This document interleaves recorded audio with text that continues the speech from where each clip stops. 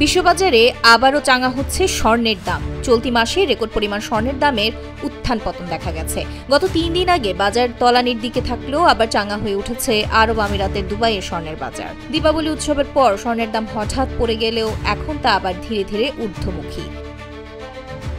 এদিকে বৈশ্বিক বাজারেও স্বর্ণের দাম সামান্য বেড়েছে। গত 2 দিনে প্রায় 6% কমলেও শুক্রবার 0.3% বেড়েছে। শুক্রবার দুবাইয়ের বাজারে 24 ক্যারেট স্বর্ণের দাম ছিল প্রতি গ্রাম 495.75 দিরহাম এবং 22 ক্যারেট স্বর্ণের দাম দাঁড়ায় 458.75 দিরহাম। বিক্রেতারা বলছেন, নতুন দামের সঙ্গে মানিয়ে নিয়ে ক্রেতারা আবার দোকানে ফিরছেন। যুক্তরাষ্ট্র চীন বাণিজ্য সমঝোতা নিয়ে ইতিবাচক ইঙ্গিত আসায় নিরাপদ বিনিয়োগ হিসেবে স্বর্ণের প্রতি ঝুঁকি ধরার মনোভাব কিছুটা কমেছে।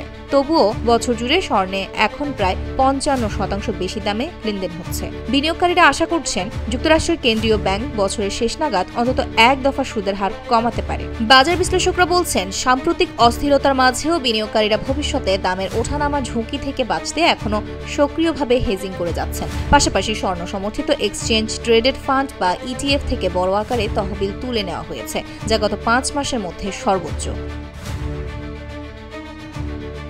জুলিয়াস বেয়ারের নেক্সট জেনারেশন রিসার্চ বিভাগের প্রধান কার্স্টেন মেংকে জানান, হঠাৎ দাম কমার ঘটনাকে স্বাভাবিকভাবেই দেখা উচিত। তার ভাষায়, এমন বড় উত্থানের পর কিছুটা দাম স্থিতিশীল হওয়া বা সাময়িক বিরতি বাজারের জন্য স্বাস্থ্যকর।